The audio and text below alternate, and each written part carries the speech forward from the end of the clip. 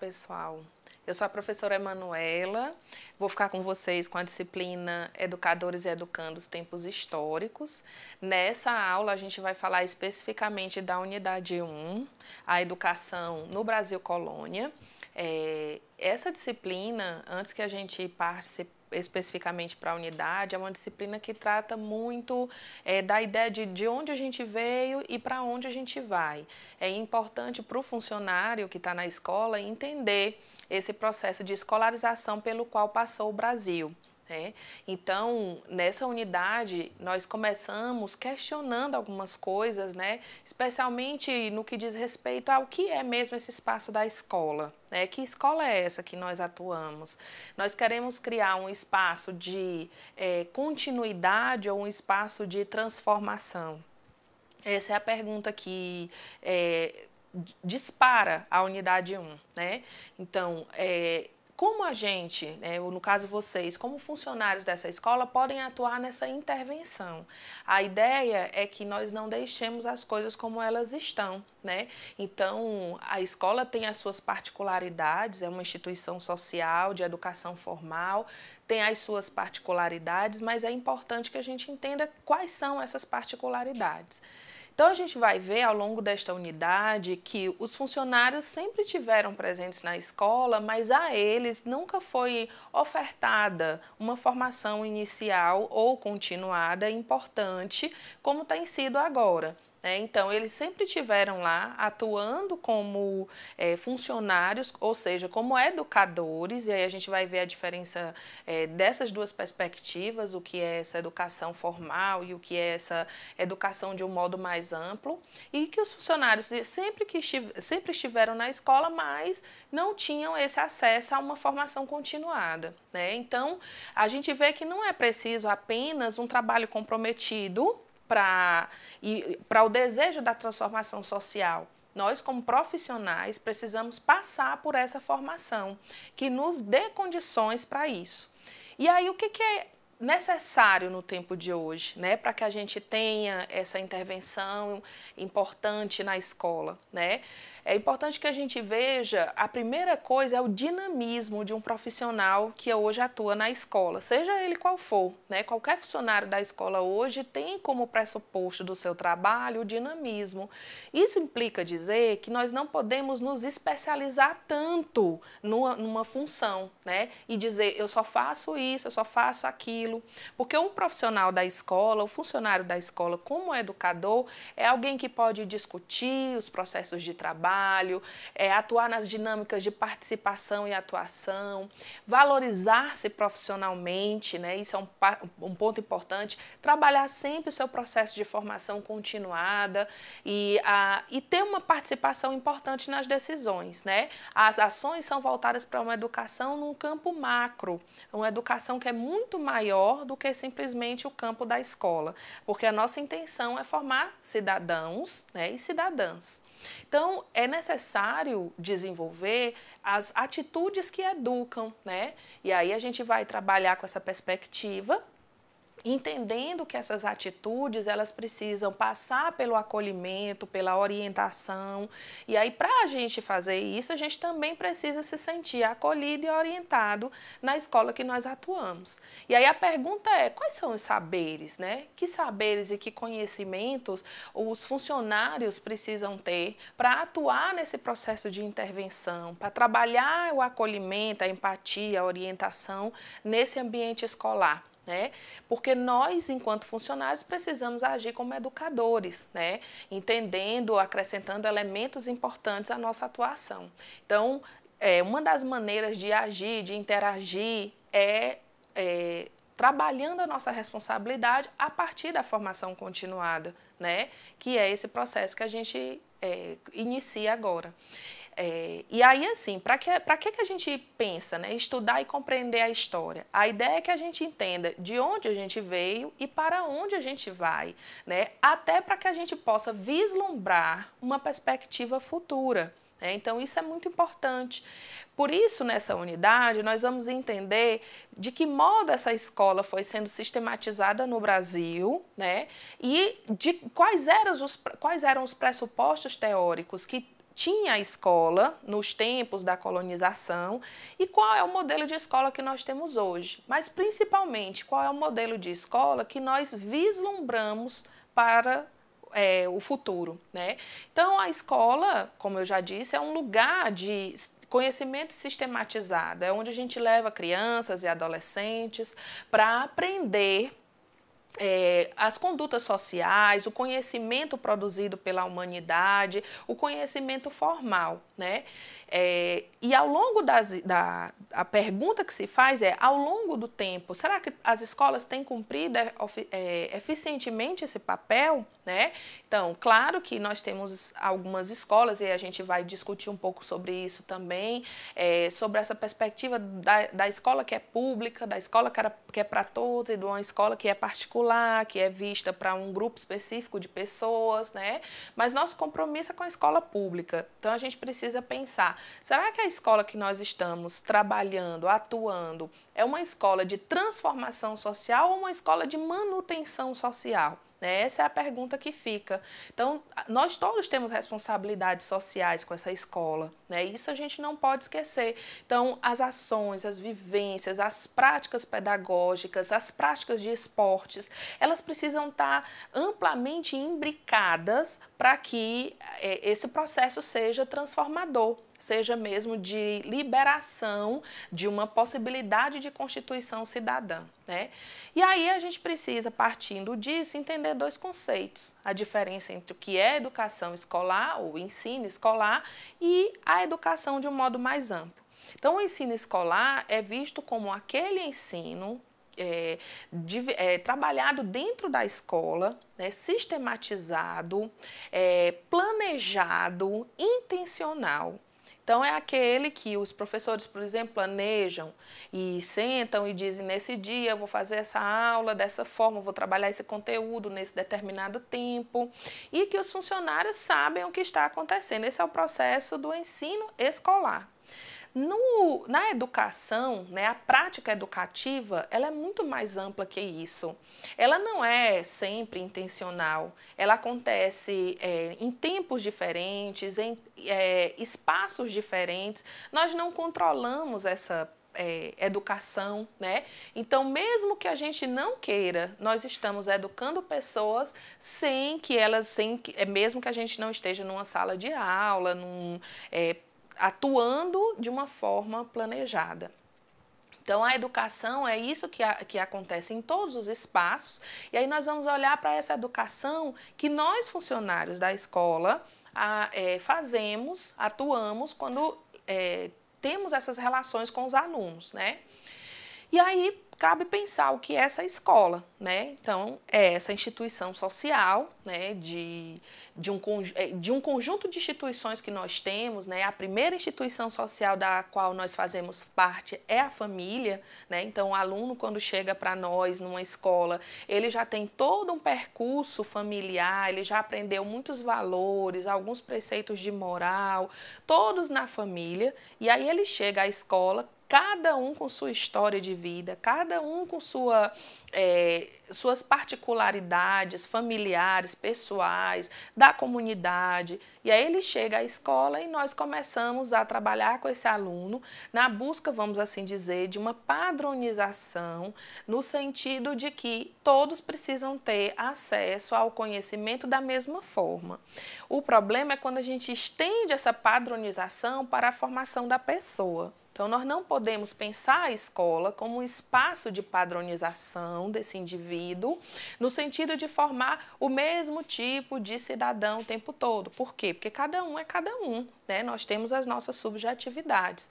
O sentido da escola é formar essas pessoas, mas respeitando os seus valores, as suas particularidades, dando a elas a condição de questionar, de opinar, e não só de reproduzir uma cultura, mas principalmente de produzir uma nova cultura, porque nós temos essa condição como agentes sociais, como agentes transformadores, né? Nós enquanto seres humanos. Então, quando a gente recebe um aluno na escola e espera apenas que ele responda a estímulos ou que ele tenha comportamentos padronizados e nós não respeitamos a individualidade deles, nós buscamos essa padronização colonização, que não é o caso, que não transforma socialmente, que mantém as estruturas sociais e as estruturas dominantes da forma como elas estão, né? Então a escola hoje ela vive muitas mudanças. A gente sai de uma escola que era extremamente elitizada e vem para uma escola que se abriu à população, mas que precisa questionar e rever a qualidade do seu ensino. O investimento está acontecendo na formação de professores, na formação dos funcionários, na estrutura física da escola, mas precisa acontecer também nas relações que nós estabelecemos com todas essas pessoas que estão fazendo a escola, né? Todos os funcionários, corpo docente, corpo discente, a comunidade, entre outros, né?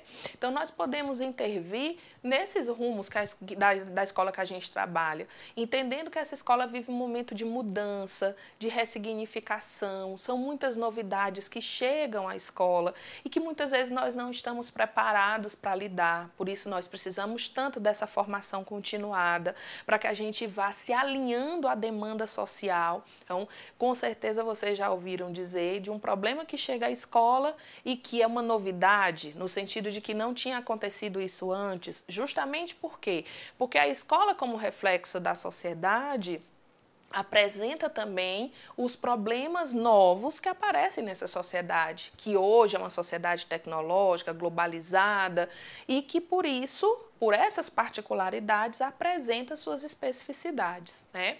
Então a educação, a gente parte, para começar a entender esse contexto, de uma educação do tempo colonial, produzida pelos padres da Companhia de Jesus, né? Então quando os colonizadores chegaram ao Brasil, né, eles tinham objetivos bem claros e eles queriam pegar a nossa população nativa, no caso os indígenas, e trabalhar para evangelizá-los, para que eles aprendessem a trabalhar e para que eles conseguissem ampliar os processos de colonização e de exploração da terra. O objetivo da Companhia de Jesus era esse. Então, era impor mesmo uma cultura europeia e padronizar, e aí a gente volta àquela ideia da padronização, padronizar os sujeitos a partir do referencial dos europeus, que eles consideravam ser o referencial correto, ideal. Então eles tinham esses objetivos, evangelizar, produzir trabalhadores, né, e explorar a terra e ajudar nessa colonização. Então a educação formal no Brasil, ela começa em 1549, com a chegada desses padres. E a educação aí, em nenhum momento, teve esse viés transformador.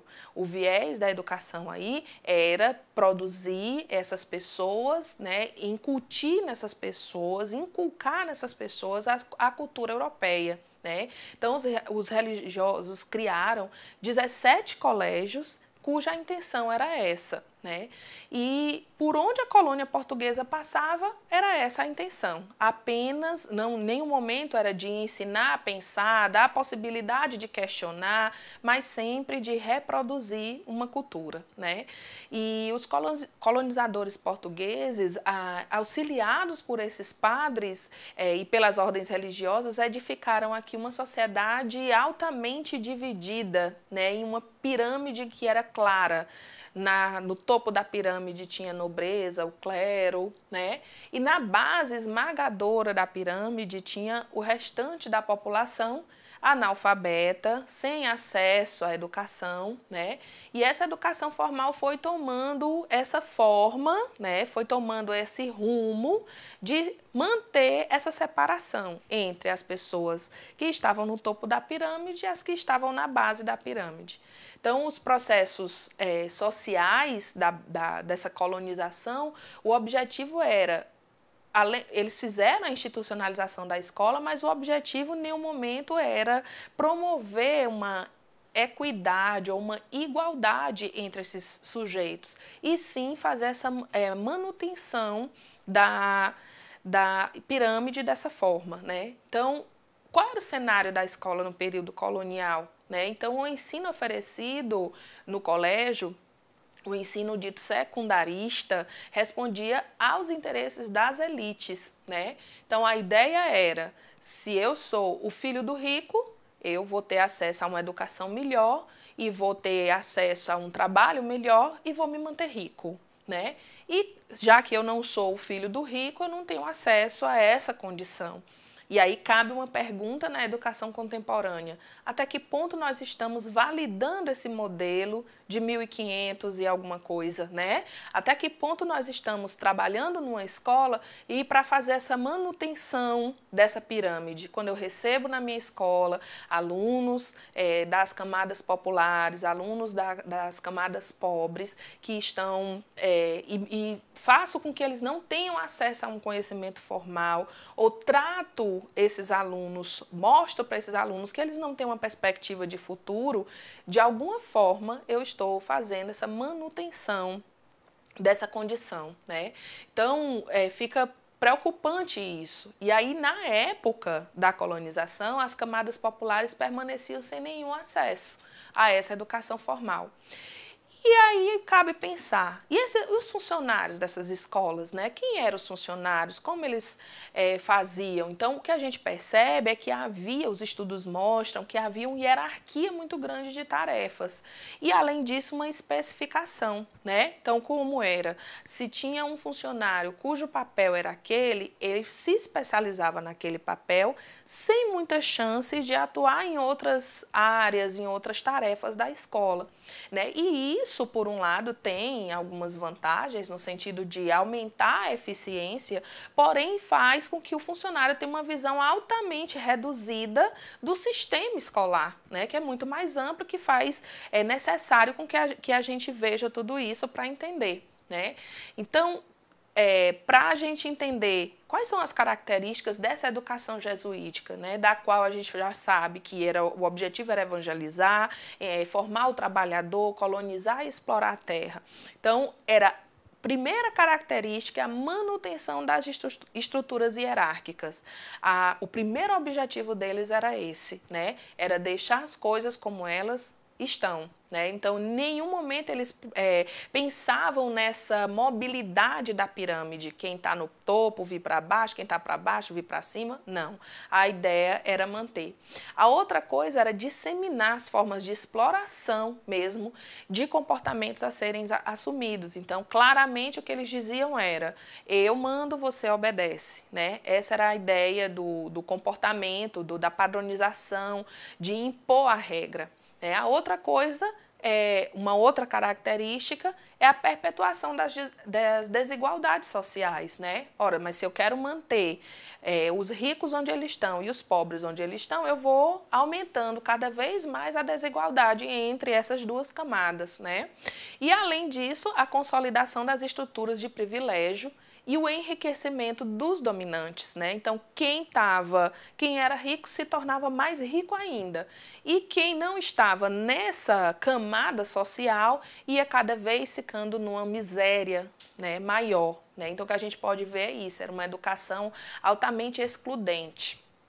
Mas, avançando no tempo, a gente vai para o que é caracterizado como aulas régias, né, que foi uma ideia pensada pelo Marquês de Pombal. E a ideia era justamente começar a ampliar o acesso disso. As aulas régias, elas foram inspiradas por um movimento que acontecia na Europa, que era o Iluminismo, cujas ideias eram mais transformadoras, né? A ideia do iluminismo era justamente iluminar, crescer, né? Pensar diferente. E aí o iluminismo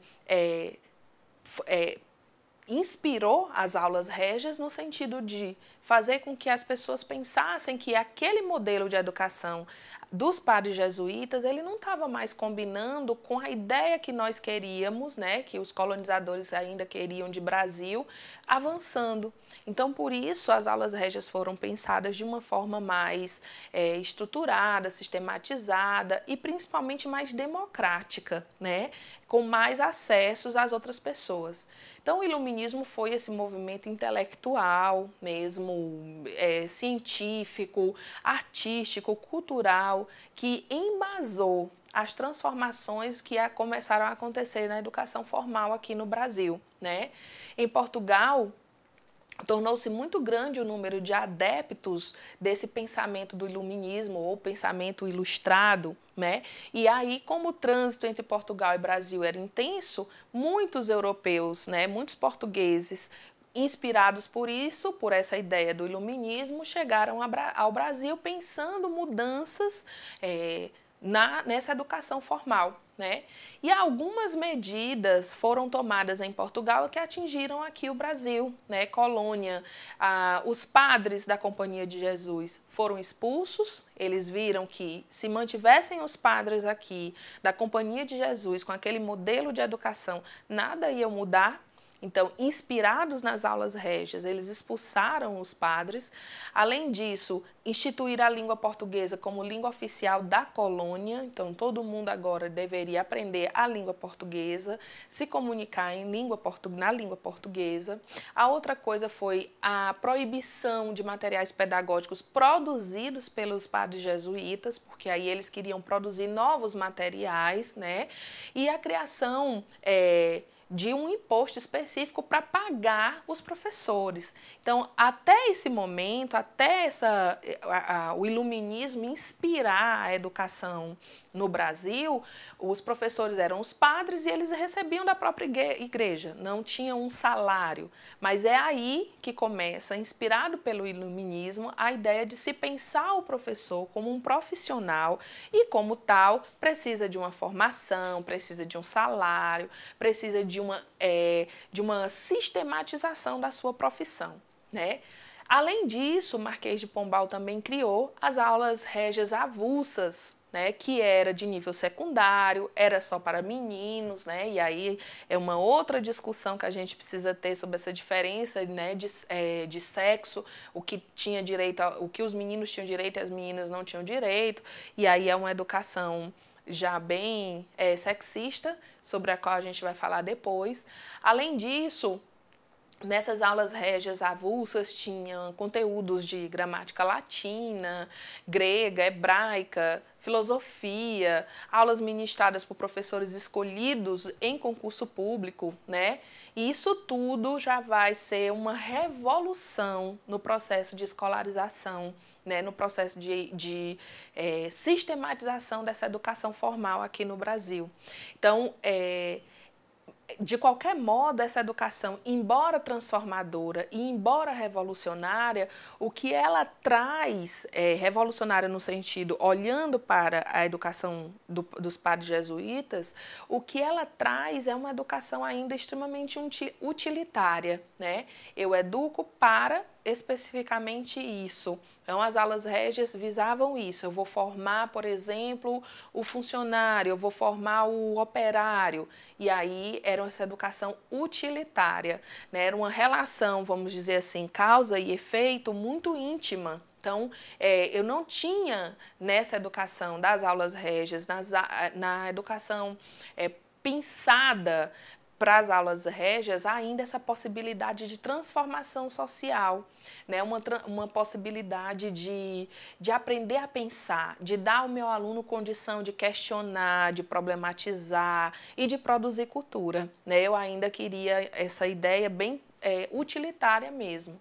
Mas um fato acontece que é muito importante e que vai permear toda a educação de lá até aqui, que é a separação entre a religião e a escola, né? Então, o Estado e a religião ficaram em instâncias diferentes. Então, antes a religião permeava totalmente as ações do Estado. A partir dessa revolução iluminista, Estado se tornou uma coisa e religião outra. O Estado se tornou laico, né? Então, a partir daquele momento, e a gente vê até hoje essa dificuldade ainda de separar, mas a partir daquele momento, o Estado se tornou uma instância e religião outra. Então, essa educação, ela perde esse caráter, deveria perder esse caráter extremamente religioso, de formar, de evangelizar, para ter essa outra característica que é uma educação utilitária, né? Isso vai impactar muito nos dias de hoje. A gente pensa uma educação para questionar, para produzir cultura, né? E aí, nesse processo acontece um outro fato importante na história que também vai impactar a nossa vida aqui enquanto educação, né? Que é a família real que vem para o Brasil. E vindo para o Brasil, ela instala um modelo de sociedade, né, que vai permear todas as ações da escola, que é uma sociedade patriarcal, é uma sociedade pautada pela agropecuária, né, uma sociedade rural, fundada em grandes propriedades, e tudo isso vai nortear o modelo de educação que a gente tem hoje, né, e é importante a gente entender isso. Então, parte dos fazendeiros começaram, que eram ricos e que tinham muitas posses, eles começaram a mandar os seus filhos para fora, para as escolas de Portugal, e eles passavam por uma formação lá, né? E vinham para cá como os doutores, e daí a gente vê a raiz desse nosso costume de chamar de doutor todo mundo que tem uma profissão sem que essa pessoa tenha o título de doutorado, né? Então, esses doutores, que eram médicos, advogados, engenheiros, que estudavam fora e que chegavam aqui, essas pessoas continuavam mantendo-se na ponta, né, na ponta da pirâmide, sendo a população rica, né? Então, os filhos retornavam, como a gente diz, letrados e doutores, e ficavam na manutenção da sociedade, né? Então, era uma sociedade de classes sociais muito bem definidas, né? Isso significa que a gente olhava para a pessoa pelo jeito de vestir, pelo jeito de falar, pelo jeito de andar, a gente sabia a que classe social ela pertencia. E o que a gente via era uma pequena parte da população, né? Uma pequena parte da sociedade letrada, alfabetizada, numa ilha, né, cercada por pessoas da população das classes sociais mais baixas, totalmente analfabetas, né? Então, essa era uma realidade na época, nesse Brasil colônia.